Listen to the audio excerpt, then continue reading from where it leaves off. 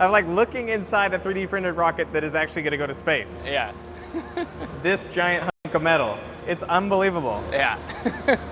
There's like rings inside. Those are printed in stiffeners, and so those help prevent the rocket from buckling and crumpling. So if you had a Coke can and didn't pop the tab, if you try to step on it, it's almost impossible because there's pressure inside that keeps it from buckling. But then when you pop the tab, there's no pressure and you can crunch it super easy.